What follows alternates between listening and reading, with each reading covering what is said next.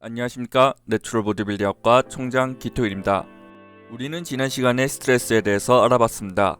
그리고 이 스트레스가 우리의 몸에 얼마나 긍정적인, 부정적인 영향을 미치는지에 대해서도 함께 살펴봤습니다. 앞의 강의를 조금 요약해서 설명해 드리자면 우리의 몸은 외부의 스트레스를 이겨내기 위해서 근육이라는 것이 생성되는 것이지만 이 외부의 스트레스가 과하다면 우리의 몸은 오히려 약해진다는 것입니다. 따라서 오늘은 바로 이 스트레스를 잘 관리하는 방법에 대해서 중점적으로 살펴보려고 합니다. 우리의 몸에서는 스트레스가 쌓이면 코티졸이라는 스트레스성 호르몬을 생성합니다. 이 스트레스성 호르몬인 코티졸이 높아진다면 만성질환, 체중 증가, 무기력함, 뇌기능 저하, 면역체계 약화, 그리고 우리가 가장 관심 있어 하는 근손실까지 일어나게 됩니다. 코티졸은 체내 단백질 합성을 어렵게 만들고 이는 곧 아나볼리즘이 아닌 카타볼리즘을 의미합니다. 단백질 합성은 운동이 끝난 후 대략 24시간에서 30시간 동안 진행된다고 말하지만 여러분들의 면역 체계가 약하다면 여러분들은 단백질 합성을 하기보다는 현재 찢어진 근육을 회복하는 데만 그칠 것입니다. 이는 다시 말해 추가적인 근성장은 미미하다는 것을 말합니다. 따라서 우리는 이 코티졸이라는 스트레스성 호르몬을 낮추는 것이 중요한데요. 그 방법으로는 첫 번째, 충분한 수면을 가지는 것이 있습니다. 충분히 길고 질 좋은 수면은 코티졸을 줄이는데 큰 영향을 미친다고 합니다. 하지만 이 수면도 9시간이 넘어간다면 오히려 체내에 부정적인 영향을 미친다고 말합니다. 한 연구에서는 3교대 직원분들을 대상으로 연구를 진행했는데 이들은 일반적으로 밤에 주무시는 분들보다 코티졸의 분비량이 높았다고 말합니다. 그리고 그 원인은 분명 호르몬 패턴, 바이오리듬에 있다고 했습니다. 수면의 중요성에 대해서는 아무리 강조해도 지나치지 않습니다. 그리고 수면은 많아서도 문제가 일어나며 적어서도 문제가 발생하기에 적절하게 수면을 취하는 것이 중요합니다. 따라서 제가 추천하는 수면 시간은 7시간에서 8시간이며 낮잠도 총 수면 시간에 포함시키지만 아무래도 수면의 경우에는 이어서 주무시는 것이 가장 효과적입니다. 두 번째, 적절하게 운동하기. 이 내용은 앞의 강의 내용과 이어집니다. 우리가 적응할 수 있는 양의 스트레스는 근성장에 확실하게 도움이 됩니다. 적응할 수 있는 양의 스트레스는 곧 우리의 신체에서는 더 강해져야 하는 이유가 되기 때문입니다. 하지만 그보다 더 많은 스트레스는 오히려 코티졸 분비를 촉진할 것이고 근손실과 더불어 각종 부정적인 영향을 신체에 미칠 것입니다.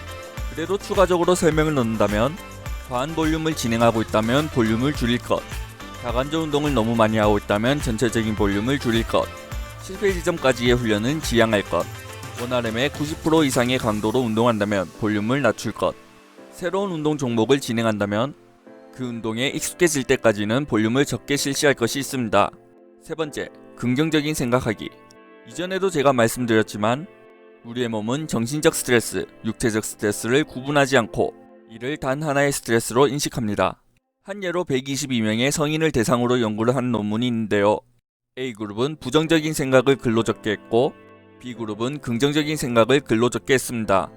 한 달이 지난 후 비교를 해봤는데 부정적인 생각을 글로 적게 한 그룹이 그렇지 않은 그룹보다 코티졸이 증가했다고 말했습니다. 마인드 컨트롤은 운동에 있어서 정말 중요합니다. 할 수 있다라는 자신감, 더 좋아질 것이라는 희망, 더 무거운 무게를 들 수 있다는 마인드. 실제로 우리가 무거운 무게를 리프팅하기 전에 이거 너무 무거운데 못 들 것 같아 라고 생각하면 못 들 확률이 높아집니다. 반대로 무겁지만 들 수 있어, 난 할 수 있어 라고 생각하면 들 수 있는 확률이 높아집니다. 네 번째, 명상하기.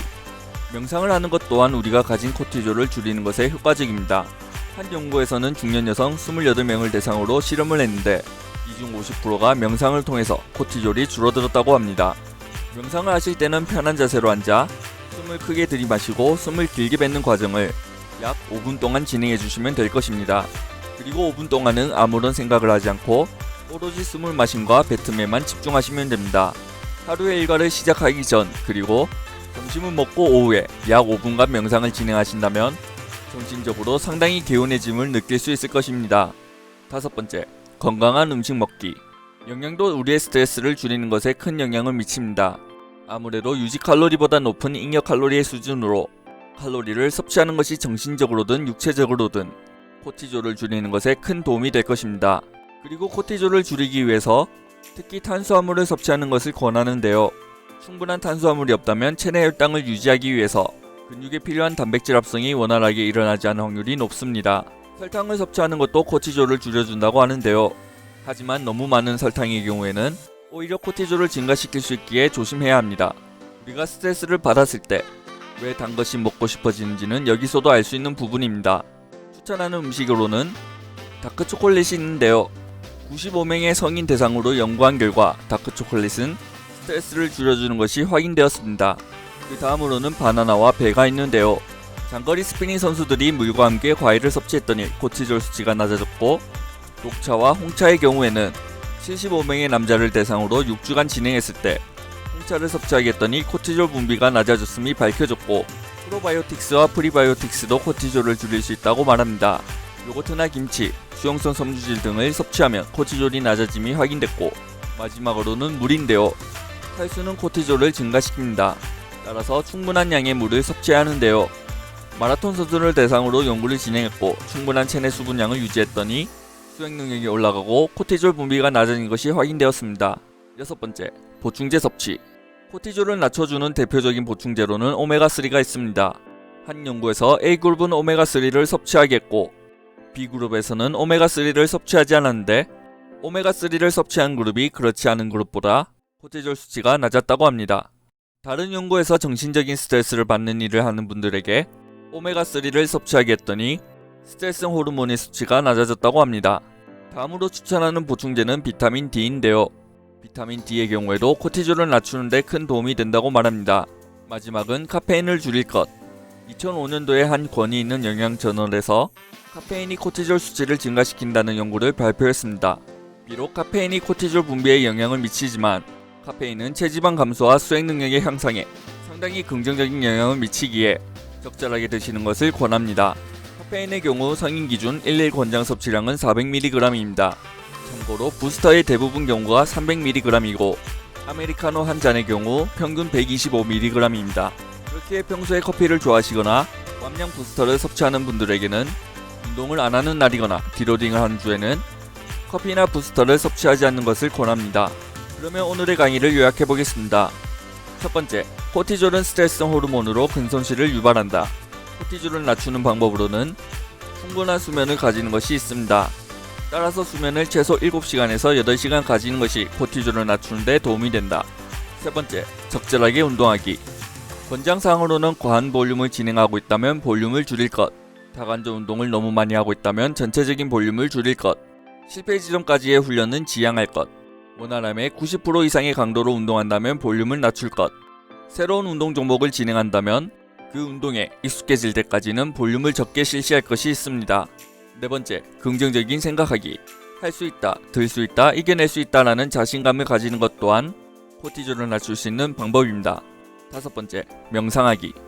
명상을 하는 방법으로는 5분 동안은 아무런 생각을 하지 않고 오로지 숨을 마심과 뱉음에만 집중하시면 됩니다. 여섯 번째, 건강한 음식 먹기. 추천하는 음식으로는 다크초콜릿, 바나나, 배, 홍차, 프로바이오틱스, 프리바이오틱스, 요거트, 김치, 수용성 섬유질, 물이 있습니다. 일곱 번째, 코티졸을 낮춰주는 오메가3, 비타민 D를 섭취할 것. 여덟 번째, 카페인을 줄일 것. 하지만 카페인의 경우에는 본인이 조절해서 섭취하면 체지방 감소와 수행 능력을 향상시킬 수 있기에 본인이 잘 조절해서 섭취할 것. 오늘의 영상이 유익하셨다면 좋아요, 구독, 알람 설정 부탁드립니다.